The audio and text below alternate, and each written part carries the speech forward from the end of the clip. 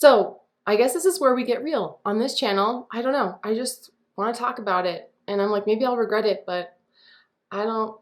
I just, whenever I've shared things, it's been so helpful, not just for me, but for so many out there who like can relate and have been on this very strange journey, and or who relate in just weird circumstances with their own families that are like challenging and hard and heartbreaking.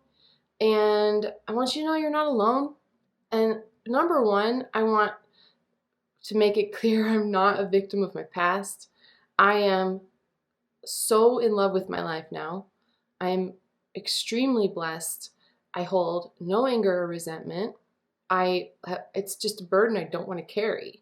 So I share this in the hopes that others who have gone through something similar or who are going through something similar can feel some comfort and can feel like they're not alone, because it is a lonely journey. My father passed away a couple weeks ago, and we were estranged, and it was for a good reason. It was, it was kind of a long time coming. Both him and my mother, we are no longer in contact, and it's been a couple of years, and I left the door open probably longer than I should have. I'm such a people pleaser. I just wanted to, I wanted to believe that it could have a happy ending. I wanted to think, oh, they can change, something can change. They're my parents, but when Allison died, my sister Allison, she was 10 years older than me. She died about 5 years ago. That was kind of the final nail in the coffin for, figuratively speaking, for my parents. The way they behaved was honestly abhorrent. And so we won't even need to go to details. Maybe one day I will, and I don't know, but we don't need to for now, because I don't need to get into that. With my father's passing, I had a much harder time than I thought I would. And it's interesting. I just want to remember the good things. It is a test of your commitment to like forgive and let go. Because if you truly do forgive and let go, you do want them to be happy, and you do want them to be at peace, and you do want to remember the good things. So while I only say that what happened 5 years ago to give context to a little bit to why, just so I don't look like a monster, because I promise I'm not. I definitely gave many, many opportunities. And this is actually sparked by something my oldest son said, Calvin, who you've seen me go to yard sales with him. He's so cute, and he's so insightful. He just said this to me yesterday. We were making these cookies that I'm eating right now last night, and he's like, Mom, do you think if your parents were normal and were not having their struggles, he used a different word, that they would be proud of you? And I was like, yeah, I think they would be. My dad didn't know what I did. He didn't know I had any of this. They never asked. They've never shown much interest in my life. I'm one of 9 kids. So, I kind of got lost in the mix, and I purposefully wanted to be kind of ignored. And so they've never really followed up on the things I do in my life. They've never embraced TJ, which is so sad, because he's like the best. TJ is the best person.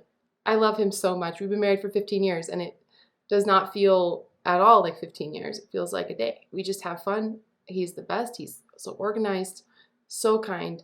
He is exactly who you see on camera whenever he's in a video. So it's weird. So my dad was in his mid-80s, and he had been declining for a while. And I really wrestled. Oh, it was hard. I wrestled and prayed and worried. Do I see him or do I not? Because I wanted the happy ending. I wanted something to happen that makes it okay. I wanted those words to come out of his mouth. I'm proud of you. And I love you. But after much prayerful consideration, both me and TJ, we decided it just wasn't right. It wasn't a good idea. And when he passed, I let myself feel really guilty for a little bit, but then I clung to that inspiration that it wasn't a good idea. Because it's not just about me. If it was just me, I would probably just go because I don't care about myself enough. But it's about my kids and it's about my husband. And it's about keeping them safe. So I chose not to. But I feel peace about that now because I know it was the right thing. And I believe in a life after this one. And I believe he is proud. And I think he was a victim of abuse himself. And I want to share the good things about my dad because he, I think, did the best he could. I really do. I think we all do the best we can. I can forgive him for the things he's done. I feel sad for him that he missed out on a relationship with an awesome son-in-law and really cute grandkids of his own volition. He chose not to do that. That was not me. That was their choice, my parents' choice. But my dad was a kind, generous, and gentle person. He was a truck driver for most of the time that I've known him. And he loved to just listen to books. I can relate to that.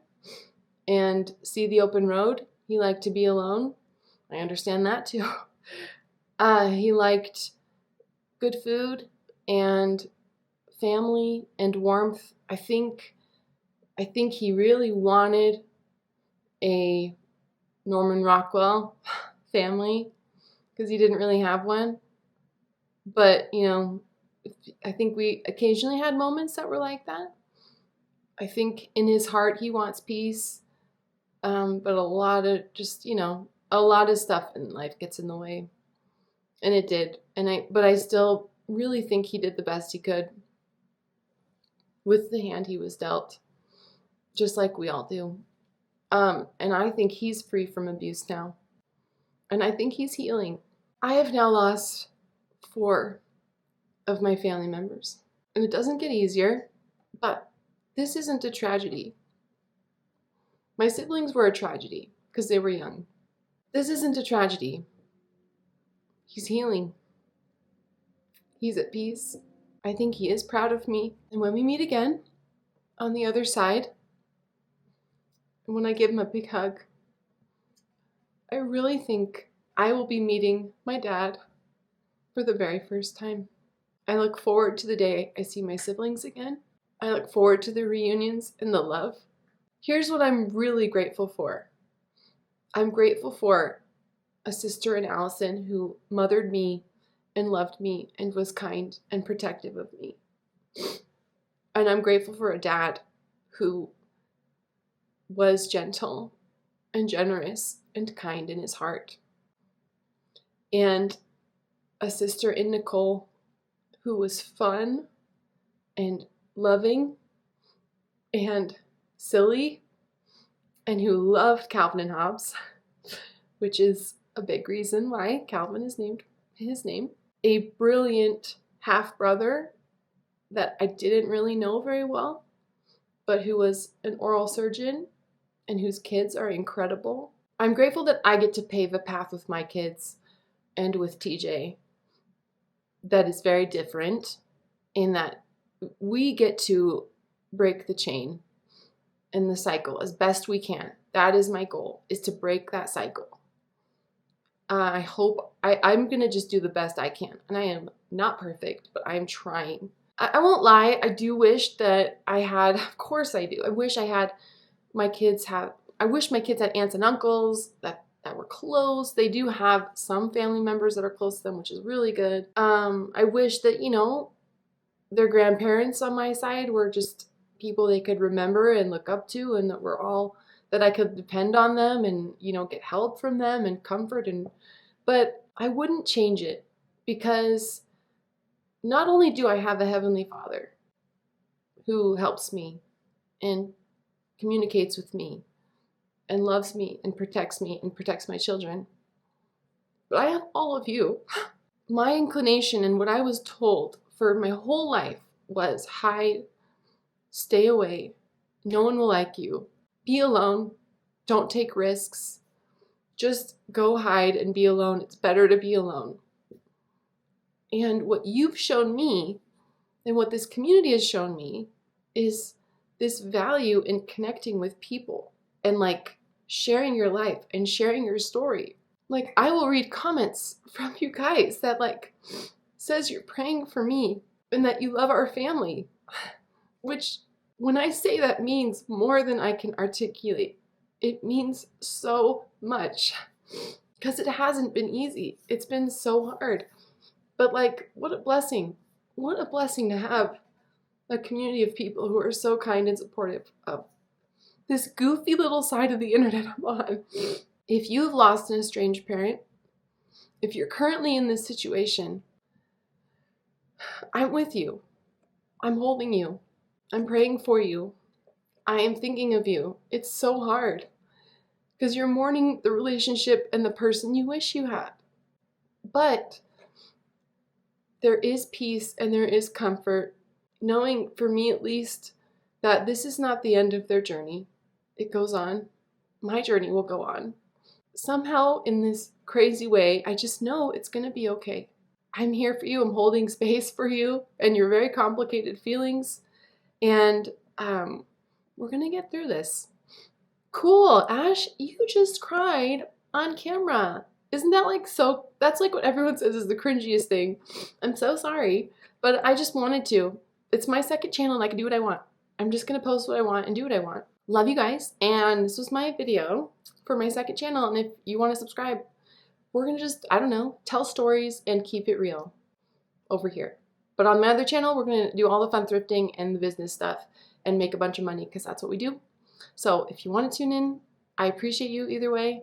Love you so much, and I'll catch you in the next one.